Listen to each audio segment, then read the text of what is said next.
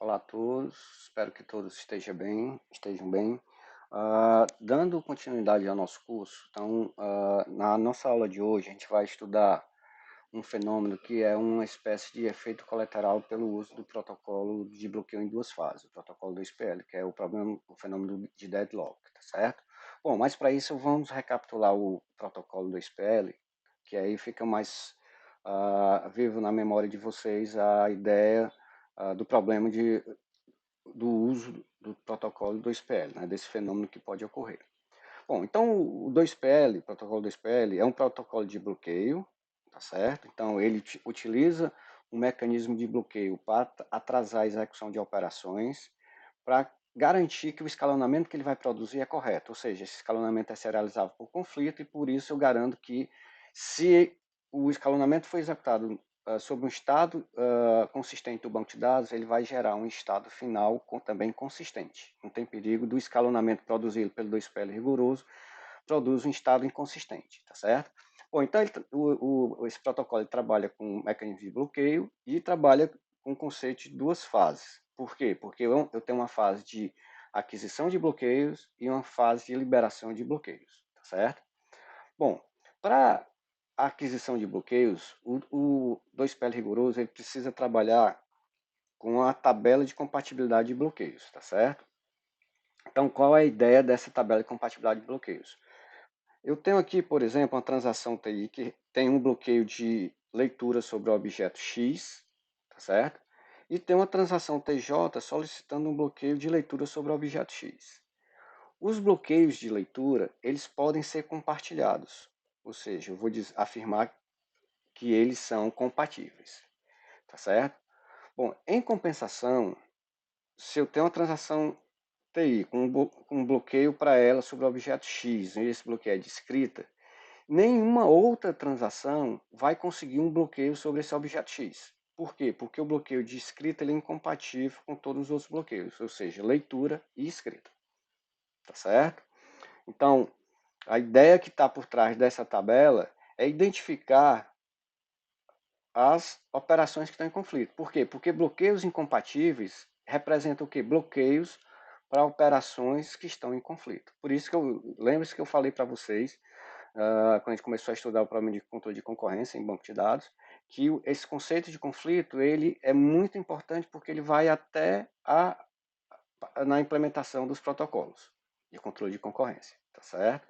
Bom, aí vimos três implementações do protocolo da SPL, o básico, tá certo? O preciso e o rigoroso, tá certo? Bom, a fase de aquisição de bloqueios dessas três variantes do 2PL, tá certo? É idêntica. Então, como é que essas três variantes funcionam? Sempre que o escalonador receber uma operação, seja ela de leitura ou de escrita, tá certo? Que é esse passo 1 aqui. Então, antes de escalonar a operação, o que é que o escalonador 2PL rigoroso tem que fazer? Ele tem que conceder um bloqueio correspondente à operação que ele está recebendo. Então, se o escalonador recebe uma operação de escrita, antes de escalonar essa operação de escrita, ele tem que conceder um bloqueio de escrita para a transação daquela operação, no caso aqui o TI, tá certo? Bom, para ele conceder, ele precisa o quê? Ir naquela estrutura de dados que tem guardado todos os bloqueios concedidos e as operações que estão aguardando bloqueio, que a gente viu lá no SQL Server, que essa estrutura se chama syslog.info, tá certo?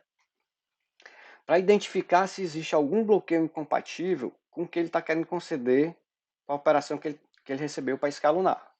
Se existir um bloqueio incompatível, então ele vai acontecer o que? Ele vai atrasar essa execução da operação que ele recebeu, no caso a IP X, tá certo? Até que o bloqueio correspondente a essa operação seja concedido, tá certo? Então, por exemplo, se ele recebe uma operação, a transação, ele recebe uma operação de escrita para a transação TI sobre o objeto X. E existe uma outra transação TJ com bloqueio de leitura sobre o objeto X, então o escalonador rigoroso não vai escalonar a operação de escrita para a transação TI. Vai fazer com que essa operação aguarde a liberação do bloqueio de leitura que tinha para a transação TJ, tá certo? E todas as operações, é importante também ficar claro para vocês que todas as operações que vêm depois da operação de escrita, da transação TI, também vão ficar em espera. porque ele não pode alterar a ordem de execução das operações de uma mesma transação, tá certo? Bom, se não existir bloqueio incompatível, então o 2PL rigoroso concede o bloqueio, tá certo? E escalona a operação. Bom, e aí a diferença entre as três variantes do 2PL é o quê? O momento da liberação do bloqueio, tá certo? No caso do específico do 2PL rigoroso, todos os bloqueios só podem ser liberados durante a execução da operação de commit, tá certo?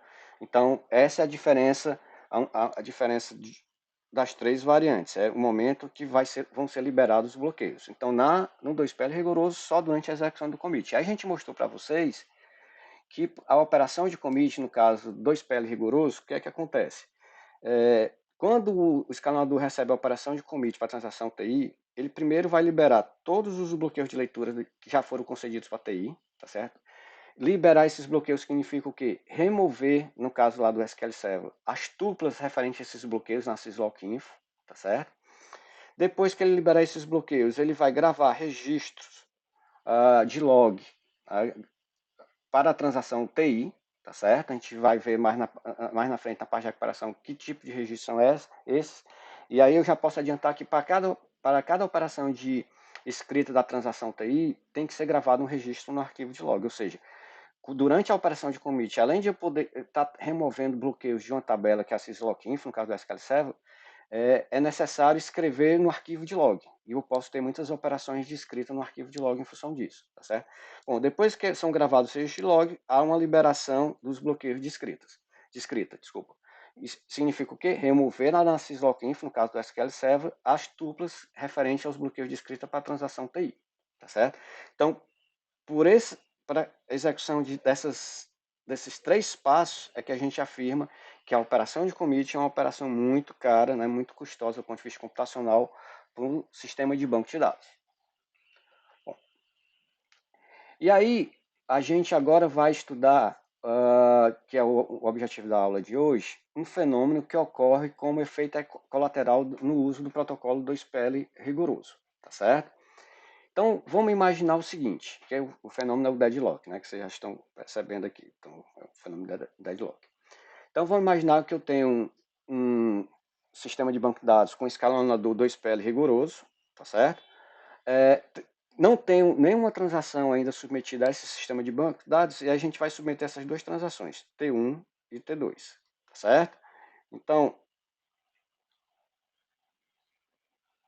desculpa aqui, pessoal, só um instantinho. A transação T1, ela tem que operações, uma leitura sobre X, depois uma escrita sobre X, e após isso, o commit. Então, aqui, sempre finalizando a transação, vou ter um commit para dizer que a transação terminou corretamente. Bom, e a transação T2 tem a leitura sobre X, uma escrita sobre X, e depois tem um commit dela, tá certo? Bom, e aí, a gente está imaginando o cenário com 2PL rigoroso, e vamos imaginar o seguinte, que inicialmente chega a operação de leitura da transação T1. Então, a operação de leitura sobre X para a transação T1. Como não existia nenhuma outra transação sendo executada, então, lá na minha estrutura de dados, onde eu estou guardando os bloqueios já concedidos, tá certo? Não vai existir nenhum bloqueio incompatível com a transação, com o bloqueio de leitura para a transação T1 sobre X. E o que é que acontece? Então, se não tem bloqueio incompatível, o 2PL rigoroso vai o quê? Escalonar essa operação, vai mandar para execução. Aí vamos supor agora que chegou a operação de leitura para a transação T2 sobre X, tá certo? Bom, o 2PL rigoroso vai na estrutura de dados, checa que existe já um bloqueio sobre o objeto X para a transação T1.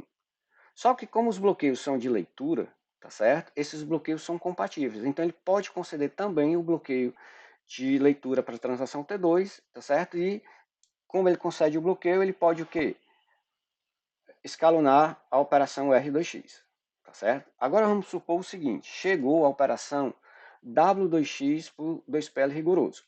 O que é que acontece? Quando chega W2X, ele tem que checar lá na estrutura de dados se existe algum bloqueio incompatível com o bloqueio de escrita que ele tem que conceder para a transação T2, tá certo? Bom, lá na estrutura de dados já está gravado, tá certo? Armazenado uma tupla representando o quê? O bloqueio que foi concedido para a transação T1, tá certo? Sobre o objeto X e esse bloqueio é de leitura. Como o bloqueio de escrita ele é incompatível com qualquer outro bloqueio, significa o quê? Que T2 não pode, a operação W2X não pode ser escalonada agora. Então, a gente já pode afirmar que a transação T2 começa a esperar pela transação T1 até que a transação T1 libere esse bloqueio. Só relembrando que a transação T1 só vai liberar esse bloqueio de leitura sobre o objeto X quando ela executar o commit. Por quê? Porque essa é uma característica do 2PL rigoroso. Bom, aí vamos supor agora que chega a operação W1X, tá certo? Quando chega W1X, o que acontece? O 2PL rigoroso vai lá na estrutura de dados, checa se tem algum bloqueio incompatível com o bloqueio de escrita para a transação T1 sobre o objeto X que ele quer conceder antes de escalonar essa operação, e ele vai encontrar o quê? Um bloqueio para a transação T2, e esse bloqueio é de leitura. Então, mais uma vez, o bloqueio de escrita é incompatível com o bloqueio de leitura, então essa operação W1X vai ter que esperar pelo quê? Pela liberação do bloqueio de leitura da transação T2. E esse bloqueio só é liberado quando? Quando a transação T2 executar o commit, tá certo? Então aqui eu tenho T1 esperando por T2 e anteriormente eu já tinha o quê? T2 esperando por T1. Então as duas transações ficam uma esperando pela outra, né? Que elas liberem um determinado bloqueio, e esse bloqueio só vai ser liberado na execução do commit dessas transações, tá certo? E esse commit, consequentemente, nunca vai ser executado. Por quê? Porque está um esperando pela outra. E aí é uma situação que a gente denomina de quê? Um fenômeno que a gente denomina de deadlock. Uma transação fica esperando pela outra, nenhuma das duas transações vai terminar se algum agente externo intervir, tá certo? Então, nesse caso, quando há um deadlock, primeiro eu tenho que detectar que houve deadlock, tá certo? E depois eu tenho que resolver esse deadlock. É o que a gente vai estudar daqui a pouco, tá certo? E a gente vai ver que existe também um conceito de prevenção de deadlock. Tem duas estratégias de prevenção: é minimizar a ocorrência de deadlock ou garantir que o sistema nunca vai entrar em deadlock, tá certo? Então, para mostrar a ocorrência no mundo real de deadlock, tá certo? Então vamos ver aqui um experimento no SQL Server. Bom, então aqui eu tenho a transação T1 e T2, tá certo? Vocês devem lembrar que eu já mostrei a execução dessas transações, e se eu executar sem esse comando aqui, set transaction, se vocês olharem para a transação T1 e perceber o comando após o begin transaction T1, set transaction isolation level serializable, tá certo? Esse comando aí está dizendo o seguinte: ligue o 2PL rigoroso. Se eu não tiver, ele não vai executar o 2PL rigoroso. E aí a gente viu que se não tiver esse comando, que foi o exemplo que eu mostrei no início desse capítulo 7, tá certo? Eu fiz essa prática com vocês, e seria gerado o quê? Uma inconsistência no banco de dados, tá certo?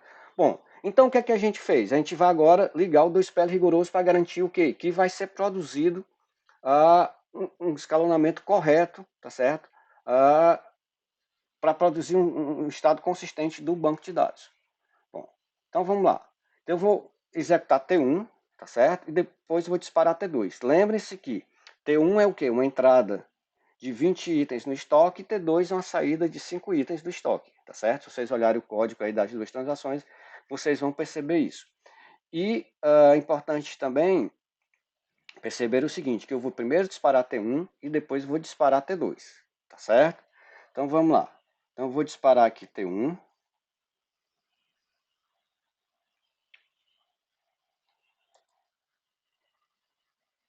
E vou disparar agora T2. Pronto, as duas transações foram disparadas. Vamos aguardar a execução delas. Elas vão demorar um pouco porque tem o wait for delay, né, de 50 segundos aí. Isso vai atrasar um pouco a execução do T1. Relembrando por que eu boto esse wait for delay, que isso é um experimento controlado.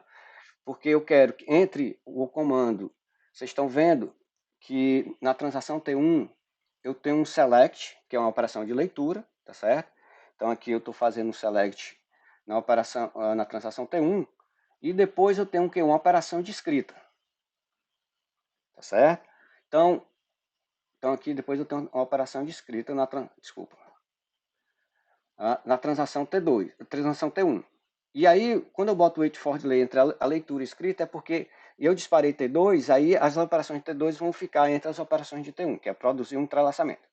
Bom, como a gente ligou o 2PL rigoroso, aí ele deu um erro aqui na execução de T2, tá certo? Vamos ver que erro foi que ele deu aqui na execução de T2. Olha aqui. Vocês podem observar que ele está dizendo o quê? Que a transação foi abortada, tá certo? Porque ela se envolveu no deadlock. Então aqui vocês podem observar que ela se envolveu no deadlock, tá certo? E que ela foi escolhida como vítima, tá certo? Deixa eu ver aqui, deixa eu colocar para vocês verem aqui. Então ela foi escolhida como vítima do deadlock, tá certo? Então aqui.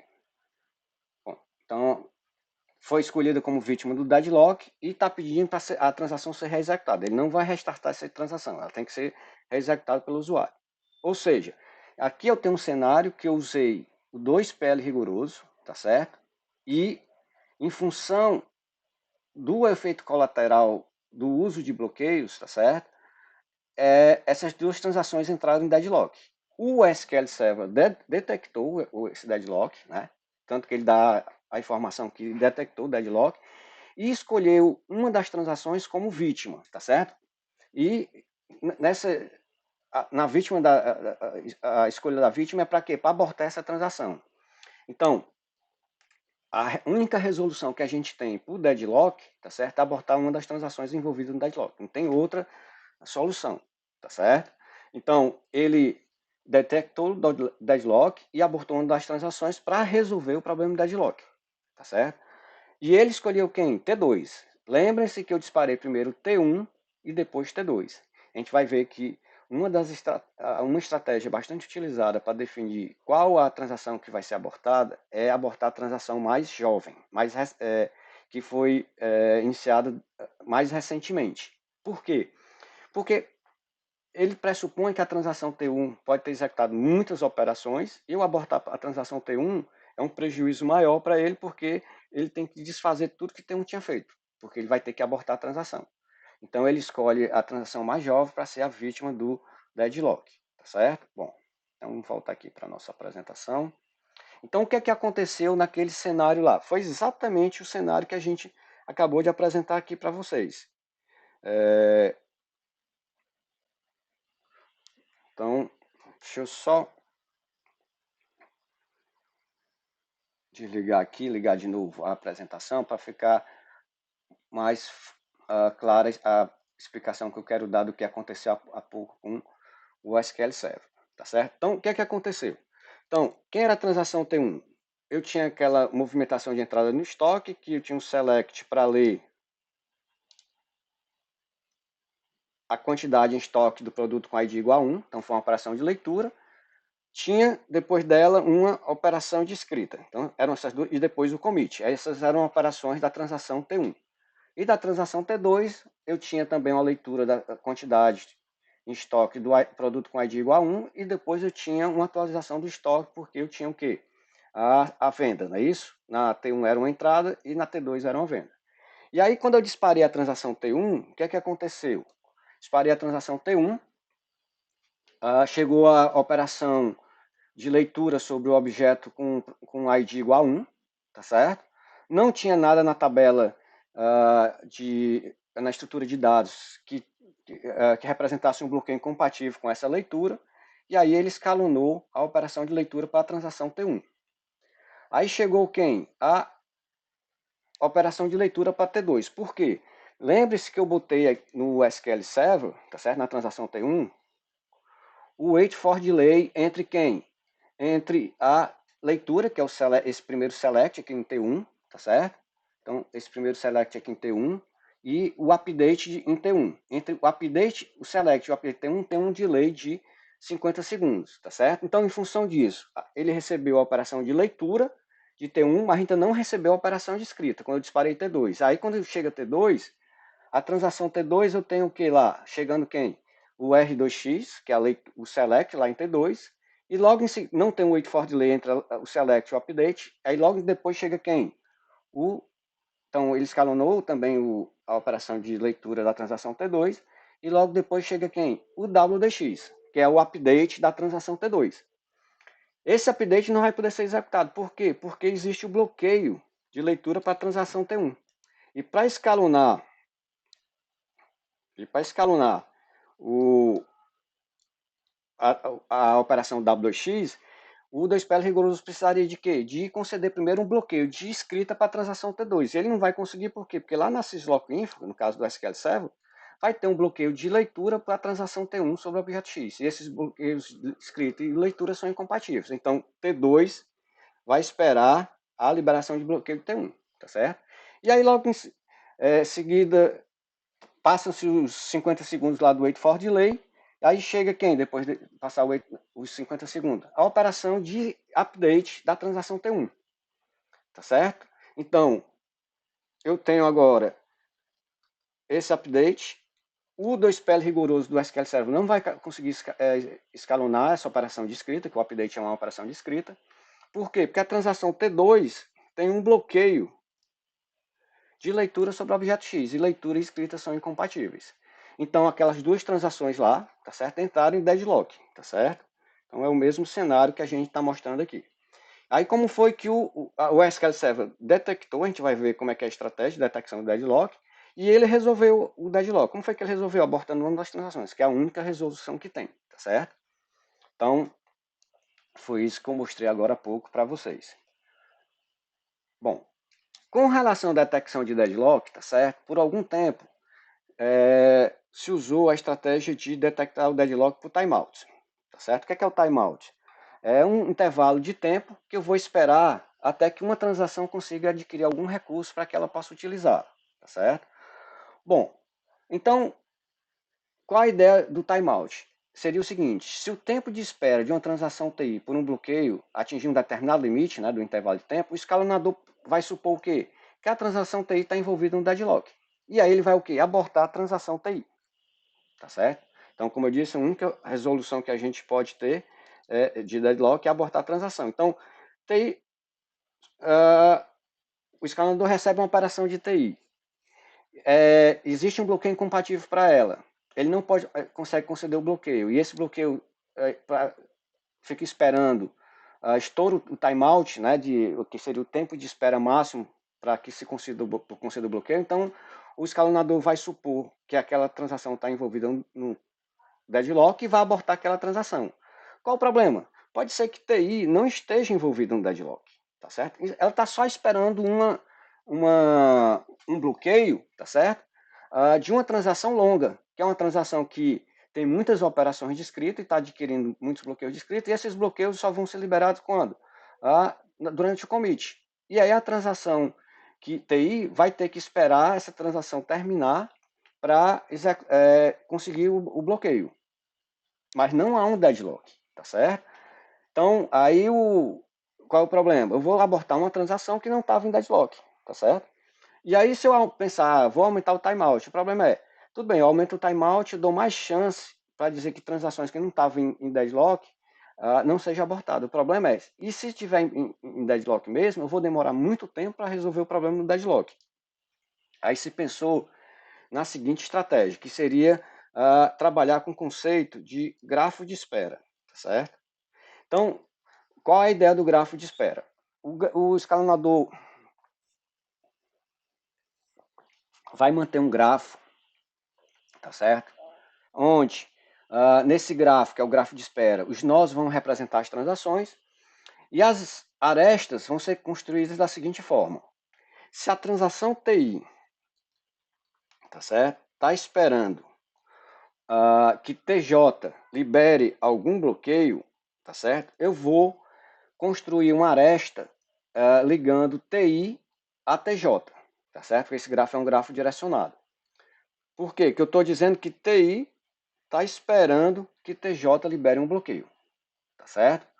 Bom, e aí a ideia é o seguinte, quando eu incluir a aresta TI TJ, e se isso introduzir um ciclo no grafo de serialização, significa o quê?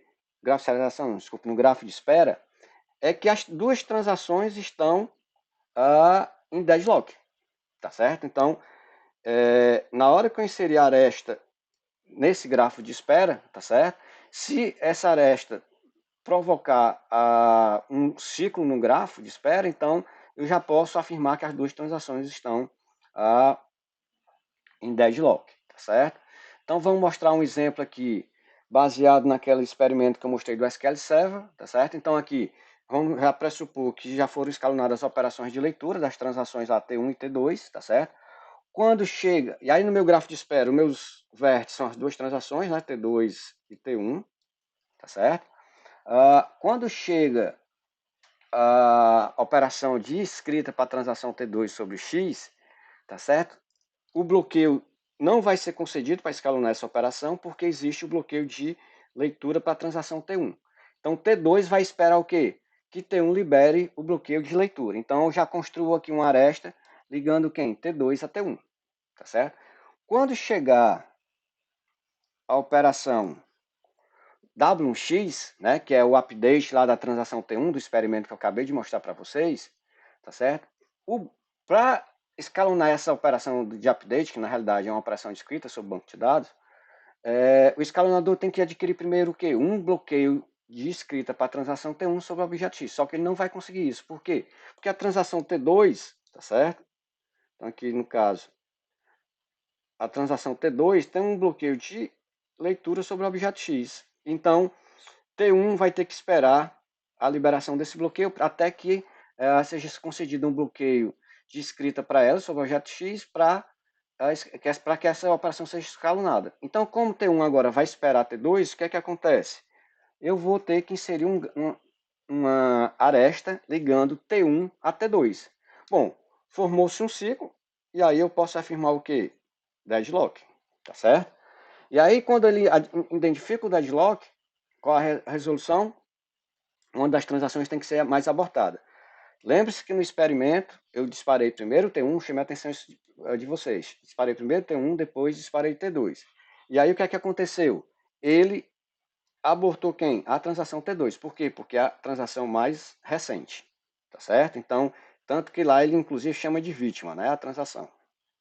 Tá certo?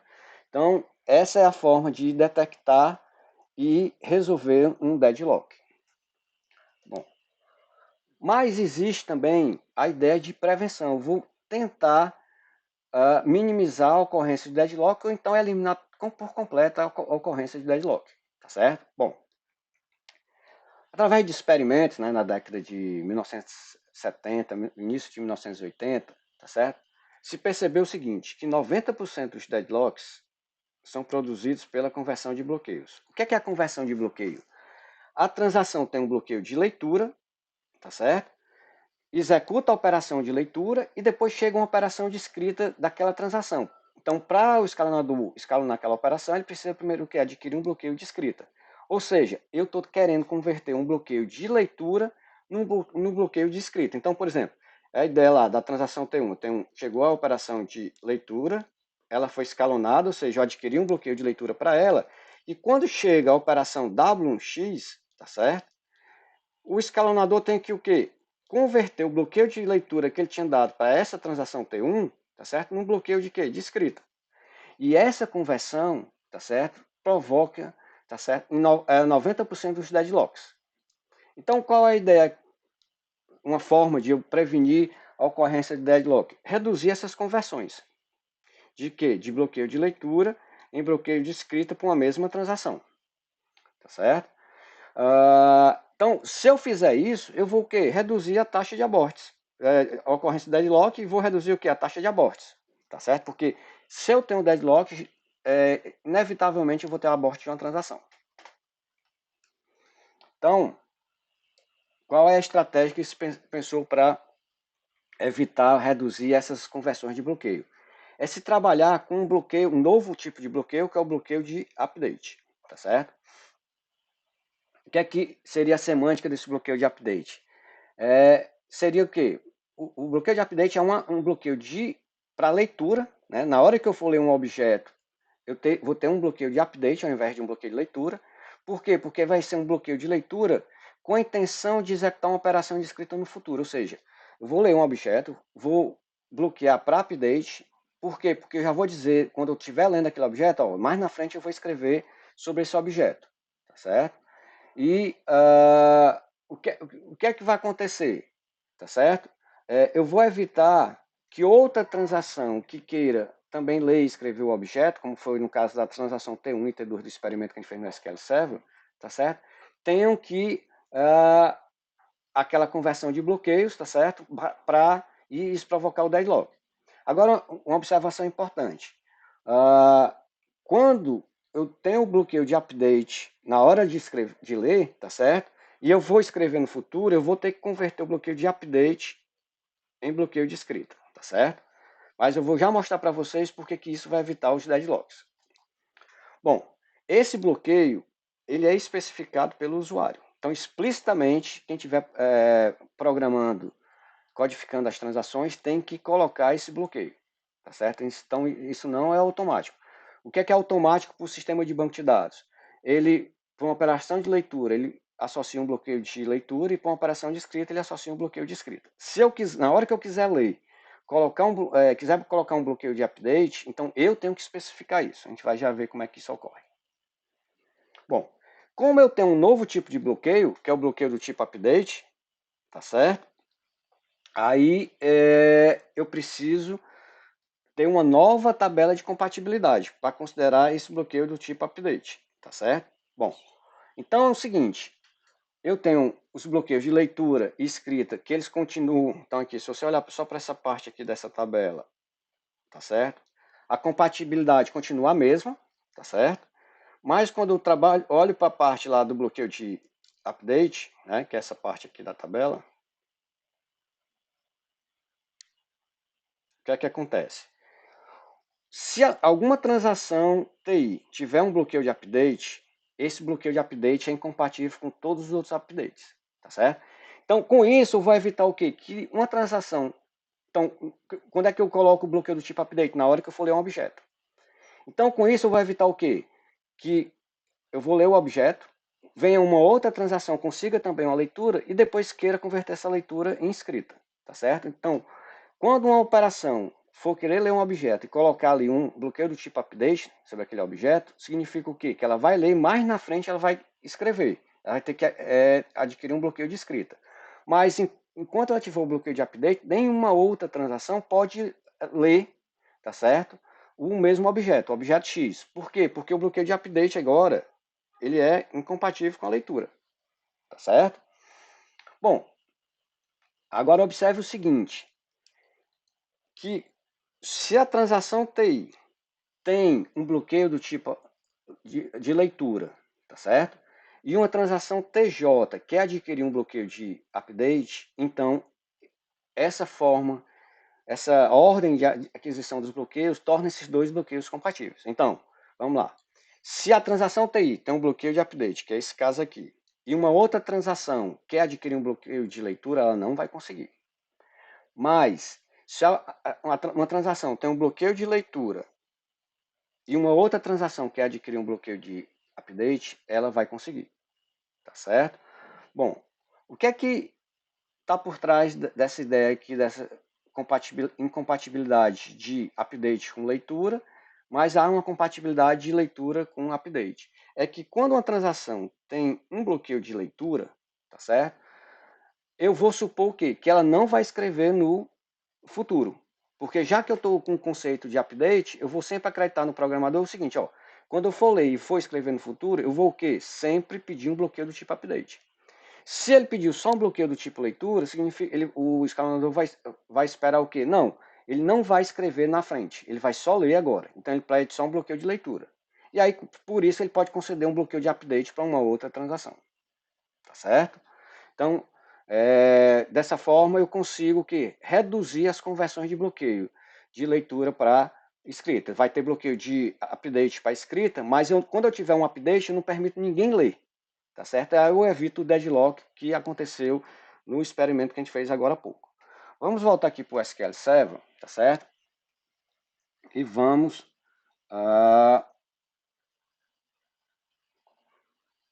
ver como é que funciona esse bloqueio do tipo update. Então a gente viu aqui que ocorreu o deadlock, tá certo? E agora eu vou fazer o quê? Eu vou começar logo aqui. Deixa eu ver em qual.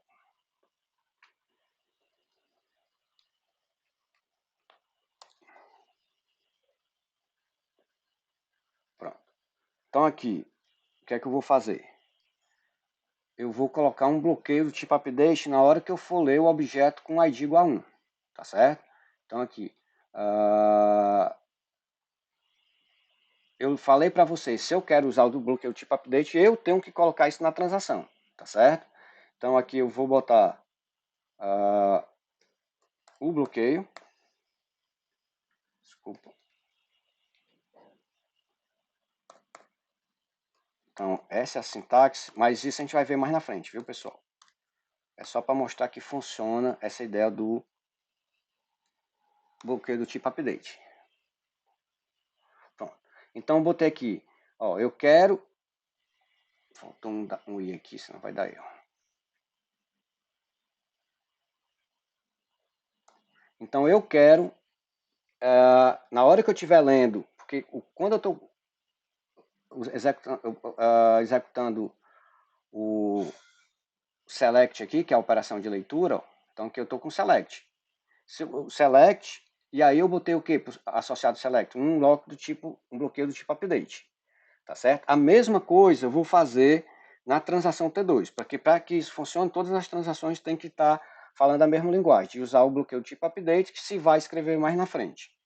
Então aqui eu vou para a transação T2,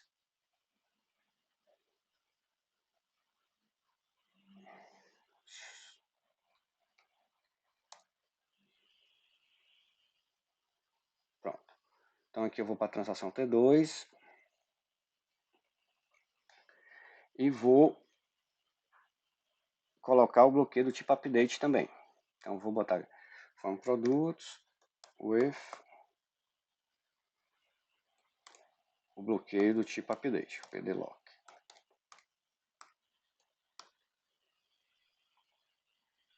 Certo? Então vou voltar aqui para a transação T1, que foi a ordem de execução que a gente fez quando ocorreu o deadlock, tá certo? Então, vou disparar T1, disparei T1, vou agora disparar T2,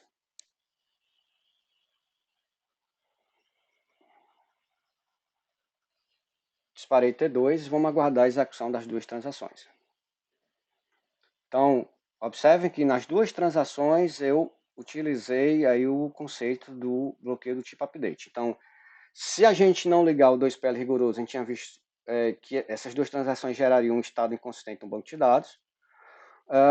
Quando eu liguei o 2PL rigoroso, houve um efeito colateral do uso do 2PL rigoroso para garantir a consistência do banco de dados. Ele entrou em deadlock, em função disso, ele abortou uma das transações, tá certo? Então, nesse caso, se há uma ocorrência muito grande de deadlock, o 2PL rigoroso, ele perde muito em eficiência porque eu fico muito abortando transações. Ó. Observe que a transação T2 terminou a execução dela, né? Porque na outra vez ela não executou, porque ela se envolveu em deadlock. Vamos aguardar aqui a execução. Deixa eu voltar para T1.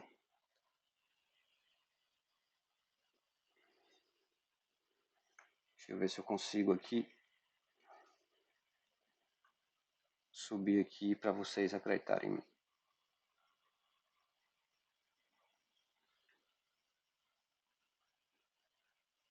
Pronto.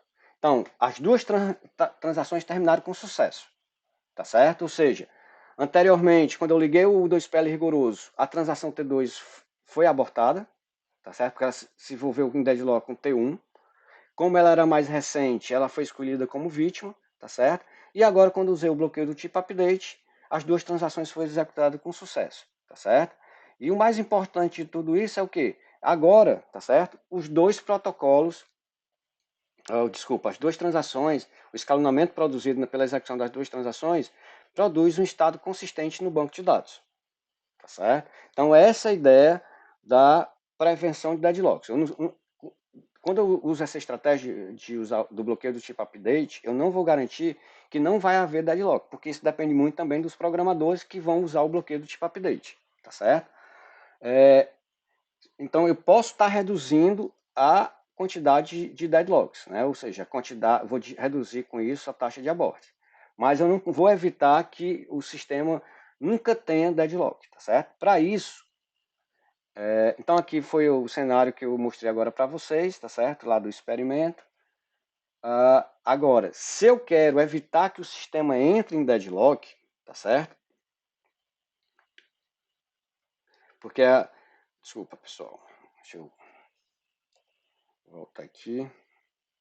Bom, se eu quero evitar que o sistema entre em deadlock, ou seja, aqui eu vou garantir que o sistema nunca vai ter deadlock, tá certo? Eu vou ter que utilizar duas estratégias diferentes, tá certo? Bom, nas duas estratégias eu vou precisar desse conceito de marca de tempo, tá certo? Que é o timestamp, que a gente chama. O que é a marca de tempo, tá certo? É um índice temporal para a transação. O que significa isso? Se a transação TI inicia a execução dela antes da TJ, então a marca de tempo de TI é menor que a marca de tempo de TJ. Então a ideia é que toda a vida que a transação iniciar a execução dela, eu vou marcar a transação com carimbo, onde esse carimbo tem o quê? O momento exato que ela iniciou a execução dela, tá certo? Bom, quando a transação TI inicia sua execução antes que a transação TJ, então a marca de tempo de TI é menor que a marca de tempo de TJ, tá certo? Então, visto isto, o que a gente pode agora a gente pode definir as duas estratégias que vão prevenir 100% a ocorrência de deadlocks, tá certo? Bom, então vamos imaginar o seguinte, eu tenho uma transação TI que está solicitando um bloqueio, ou seja, TI manda a operação de leitura para o escalonador 2PL rigoroso, tá certo? O 2PL rigoroso, para escalonar aquela operação, precisa de um bloqueio de leitura, tá certo? Então, eu tenho esse cenário, que a transação TI mandou essa operação de leitura, o 2PL rigoroso tenta conceder esse bloqueio, ele não consegue porque há um bloqueio de escrita para outra transação e leitura e escrita são incompatíveis, então o TI está solicitando bloqueio sobre um objeto bloqueado por TJ. Então, é como se a transação TI manda uma operação de leitura para o escalonador, para o 2PL rigoroso, ele tenta conceder o bloqueio, mas não pode porque a transação TJ tem um bloqueio de escrita, ou seja, TI está solicitando um bloqueio que já está sobre um objeto que já está bloqueado por outra transação TJ. E aí eu tenho a primeira estratégia, que a gente chama de wait die, tá certo? Como é que funciona essa estratégia? Se o timestamp de TI for menor do que o timestamp de TJ, tá certo? Então a transação TI vai esperar o bloqueio, tá certo? Se o timestamp de TI for maior do que o de TJ, tá certo? Então vou o quê? Abortar a TI. Tá certo? Então eu aborto TI. Então estão vendo que para evitar o deadlock, ele vai ter que abortar uma transação. O que acontece quando ocorre o deadlock e a detecção? Uma transação é abortada, é escolhida como vítima. Aqui, para prevenir o deadlock, também pode existir abort, tá certo? Bom, e pode ser que as transações, eu vou abortar uma transação TI, nesse caso aqui, da wait die, né, nesse cenário, que nunca vá se envolver no futuro num deadlock, mas o sistema prefere evitar a ocorrência, né, de deadlock, evitar 100% a ocorrência. Então ele aborta preventivamente, tá certo? Para que não haja no futuro um deadlock. Então, novamente, wait die. TI solicita um bloqueio sobre um objeto bloqueado por uma transação TJ, tá certo? Se o timestamp de TI, ou seja, TI começou a sua execução antes de TJ, então TI vai esperar, ou seja, se TI é a transação mais antiga, ela vai esperar. Agora, se TI for a transação mais recente, ela não espera, ela vai ser abortada, tá certo? Bom, e a outra estratégia é o wound wait. Então, o que é que eu tenho na estratégia wound wait?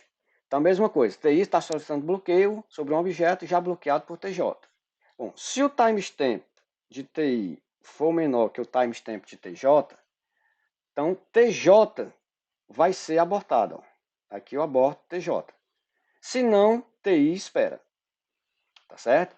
Então, se o timestamp de TI é menor que o TJ e TJ é abortado, significa o quê? Na wound wait. Bom, eu tenho uma transação mais antiga que solicita um bloqueio sobre um objeto que já foi bloqueado por uma transação mais recente, porque o timestamp TI é menor do que o de TJ. Ela começou antes TI, então ela é mais antiga. Bom, então nesse caso, o sistema de prevenção de deadlock vai o quê? Abortar a mais recente. Ela já estava em execução, aí chegou uma transação que precisa de um bloqueio bloqueado pela mais recente, mas ela vai ser abortada pela estratégia wild wait. Por quê? Para no futuro prevenir um deadlock, tá certo? Bom, nesse caso do wild wait, se TI for a mais recente, tá certo? Ou seja, o timestamp de TI é maior do que o de TJ, então TI pode esperar pelo bloqueio, tá certo? Então, nesse caso, a mais recente, tá certo? Pode esperar pelo bloqueio retido por uma transação mais antiga. Bom, qual é a grande diferença entre essas duas estratégias? Bom, wait die significa o quê? Espera, tá certo? Então, deixa eu voltar aqui, tirar essas marcas aqui, porque para ficar mais limpo aqui o slide. Ó, wait die, tá certo? Espera, morre. Então, se a transação que está pedindo bloqueio é a mais antiga, ela vai esperar. Se ela for se a transação for a mais antiga, ela espera, né? Então é o wait. Se a transação que está pedindo bloqueio for a mais recente, ela vai ser abortada, então ela vai morrer. Então aqui, a mais antiga pode esperar e a mais recente morre. Na estratégia wild wait, o que é que acontece? Se a transação, tá certo? Que está pedindo o bloqueio é a mais recente, então aqui é o primeiro caso, ó. Se o timestamp de TI é menor que o timestamp de TJ, e TI está precisando de um bloqueio retido por TJ, então a transação TJ, que é a mais recente, vai ser abortada. Então, ele está dizendo o seguinte, eu vou ferir a transação mais recente, eu vou já falar o que, que significa isso. Não vou matar, eu vou ferir. Mas se TI for a mais recente, ela vai esperar, tá certo? Então aqui, ó, se o timestamp de TI for maior do que o de TJ, ou seja, o timestamp de a TI é mais recente, então TI vai esperar. Então por isso que tem um wait aqui. Bom, por que eu estou falando aqui de ferir e aqui eu falei de matar, né? Seguinte, quando abortar TJ significa o seguinte, no wild wait, é a transação mais recente, ela tem um bloqueio e chega uma transação mais antiga que precisa de um bloqueio, tá certo? Aí o escalonador vai tentar bloquear quem? A mais recente, que retém o bloqueio. Só que a ideia do AUND é o seguinte, enquanto o escalonador tenta, identifica essa situação, né? Ele leva um tempo para identificar a situação, que o timestamp do TI é menor do que o do TJ. E quando ele tentar abortar a TJ já terminou a execução dela. Então pode ser que ela não seja abortada. Antes dele tentar abortar, ela já terminou a execução dela. Por isso que ele chama de wound, né? De ferir. Então ele marca para matar, tá certo? Ela está ferida, mas pode ser que antes da TJ ser abortada, tá certo? Ela termine a execução dela e ele não vai, o sistema não vai conseguir abortar a transação, tá certo? Então, com essas duas estratégias, eu consigo evitar 100% a ocorrência de deadlocks. Então, nessas duas estratégias, as transações antigas elas são sempre priorizadas, elas nunca são abortadas, tá certo? As transações antigas podem induzir o aborto das mais recentes, né, mais jovens, que é no caso do wild wait. Mas tem aquela história, né? Na wild wait, que eu falei há pouco, tá certo? A mais recente, que quando o sistema tentar abortá-la, ela já terminou a execução e ela nunca vai ser abortada, tá certo? Então é exatamente o que eu estou falando aqui, ó. A TJ, que era mais recente, pode ter executado commit e aí não vai haver o cancelamento dela. Bom, com relação à estratégia de resolução de deadlock, a gente viu que a transação mais recente, ela sempre é escolhida como vítima para ser abortada, tá certo? Então, sempre que ela é escolhida para ser a vítima do deadlock, ela tem que ser reiniciada a execução dela.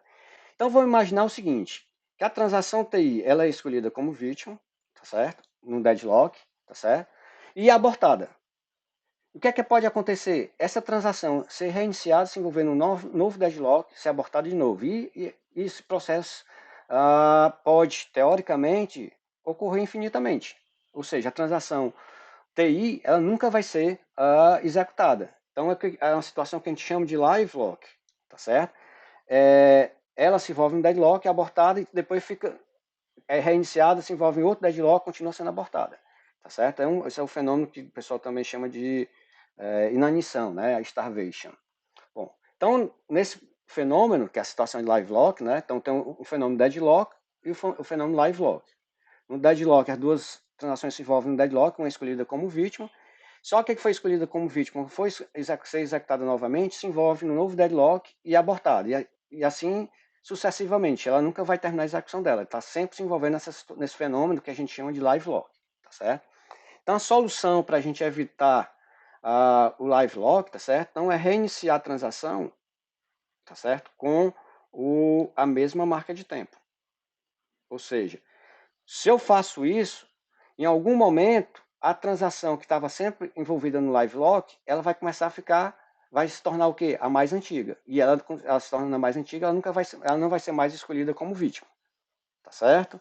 Então, essa é a situação de live lock. Eu lembro, há algum tempo atrás, quando eu trabalhava lá no Banco do Nordeste, né, como DBA, né, na equipe lá de DBA, e a gente teve uma época lá procurando o sistema de banco de dados, né, para adquirir para o Banco Nordeste, e a gente via lá que nas propriedades desses sistemas de banco de dados daquela época, uma das características importantes que ele citava era evitar live lock, tá certo? Ele evitava o deadlock já na época, mas não evitava o live lock, né? E os mais modernos naquela época já evitavam. Então hoje em dia você nem ouve falar disso, porque é uma característica já, um problema já bem resolvido na área de banco de dados. Bom, então por hoje seria isso, né? E na próxima aula a gente vai aprender um outro conceito muito importante que é a granulosidade de bloqueios. Então agora a gente vai começar a aprender que a gente vai poder bloquear tupla, pode bloquear uma tabela ou uma página, posso bloquear um arquivo, que dentro desse arquivo eu posso ter várias tabelas e assim por diante, tá certo? Então na próxima aula a gente vai estudar granulosidade de bloqueios. Então até a próxima aula, pessoal.